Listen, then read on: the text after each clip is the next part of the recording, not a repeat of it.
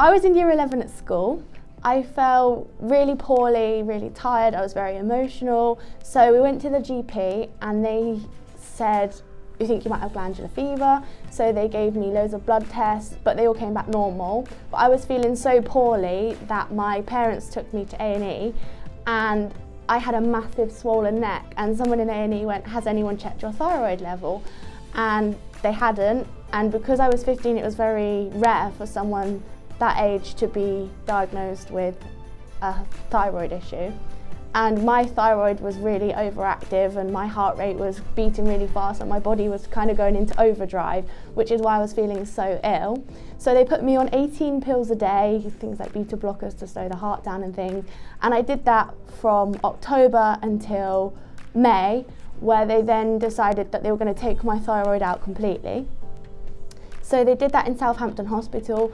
And they said to me, the next day you're going to feel better. Obviously you'll still feel the effects of the surgery, but you'll feel better because the thyroid's out, there's nothing wrong. And I didn't feel any better. I was still really tired, I felt really poorly. And they're like, "Well, this is really strange. We've taken out the problem, what's wrong now?" So I went to the GP and they referred me to a paediatrician in Dorchester Hospital, who then went, "Actually, these are all the same symptoms of chronic fatigue," which is then when they referred me to the chronic fatigue team in Dorchester County Hospital.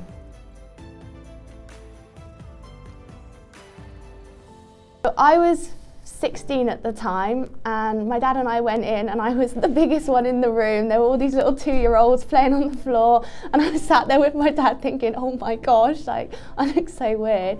So when I went in, I saw the paediatrician and they really looked after me. They gave me lots of strategies and they gave me coping mechanisms, and they really supported me and let me know that it was going to be okay, and what I had is okay. It's not something to be ashamed of or anything, and we will get through it, and they'll be there for every step of the way.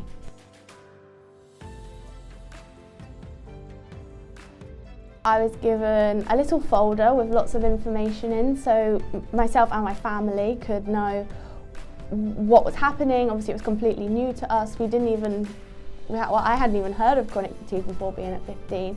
So all that information was really good to understand what it was and help them understand what I was going through. The occupational therapist gave me things like apps and different ways I can manage it. We had to find what worked for me. We spoke about like mindfulness and meditation and things like that, which I'd never done before and was always quite against. But actually finding the right thing for me was actually doing that and having 20 minutes just relaxing before I do anything and just putting my mind to rest. I remember laying in my bed one day thinking, I just need to rest. Like, I just need to switch my mind off and I just need to rest. And that's what worked for me.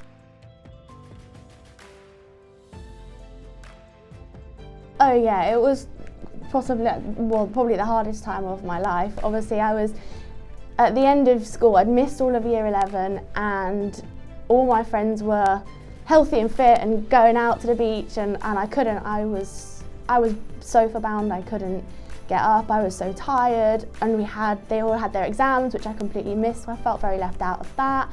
And then we had our prom coming up, and luckily I'd kept contact with my friends and I went to prom with them. When I was at school, I was known as the sporty one. That was my identity, and I was doing a sport as a GCSE and everything.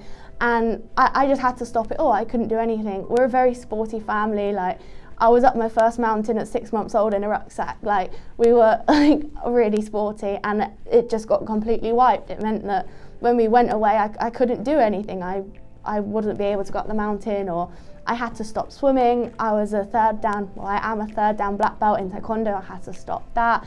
And then you just watch everyone progress above you and you just stay in the same place and just watch it all happen.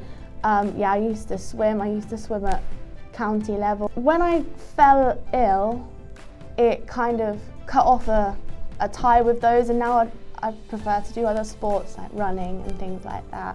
Obviously, chronic fatigue still lingers in the background and does come and bite me, but I don't think I'd be able to do them to the level I was before. And instead of doing a mountain each day, I'll just do one mountain, and then the next day I'll just rest, because I know that if I do this and then do that, I'm just gonna make myself really ill. So to the extent it does still affect, and I can't quite get back to that level, but one day I'll get there.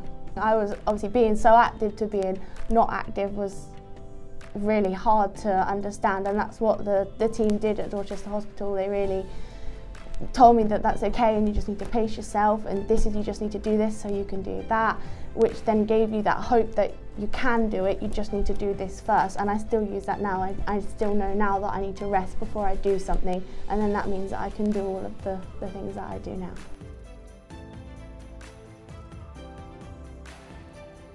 Everything is going to be okay. It feels like the worst thing in the world, and at the time it really is, but it's really not. Everything will be okay. You'll get through it. I got through it. There's loads of other people that got through it, and there is a light at the tunnel. Just keep listening to the OTs and the therapists at wherever you are. It does get better. Listen to them. They know what they're doing, and they give you that hope. So even though I was diagnosed with chronic fatigue syndrome 6 years ago, I still managed to achieve loads of things. I've got a degree, and I did that while working full time. I've climbed glaciers in Norway with my family. I've climbed mountains. I've done 5K runs. I'm a teaching assistant at a school, which I absolutely love. I do big journeys. I drive to many places by myself in the car. I've gone skiing in Norway. Mountain climbing in Switzerland.